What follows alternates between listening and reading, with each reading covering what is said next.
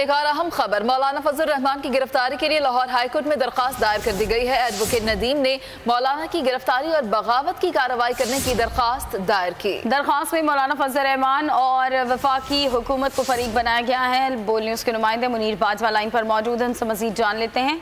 मुनीर, आपके पास क्या अपडेट्स हैं?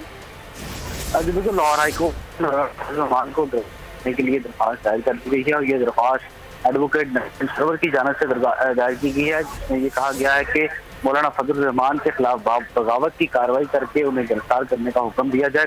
और इस दरखास्त में ये मौका इख्तियार किया गया है कि मौलाना फजल रहमान ने अपनी तकरीर से लोगों को उकसाया है और अब मुल्क में उनकी तकरीर की वजह से इंतशार फैलने का खदशा है। इस दरखास्त में जो एडवोकेट नदीम सरवर है, उन्होंने ये भी मौका इख्तियार किया है कि मौलाना फजल रहमान ने अपने आज़ादी बात में ये बयान दिया है कि वज़ीर-ए-आज़म हाउस जाकर जो शुरका है आज़ादी बात के, वो वज़ीर-ए-आज़म को गिरफ्तार करें। और मौलाना का ये बयान जो है वो लोगों को उकसाने के ज़िम्मे में आता है, लिहाजा मौलाना फजल रहमान को गिरफ्तार करके उनके खिलाफ बगावत की कार्रवाई करने का हुक्म दिया गया। ये दरखास्त लाहौर हाईकोर्ट में दायर कर दी गई है और रजिस्ट्रार ऑफिस में की जानिब से इस दरखास्त की स्क्रूटनी के बाद इसे समाअत के लिए आइंदा इस रवां हफ्ते में समाअत के लिए मुकर्रर किया जाएगा। बहुत शुक्रिया मुनीर बाजवा आगाह करने के लिए।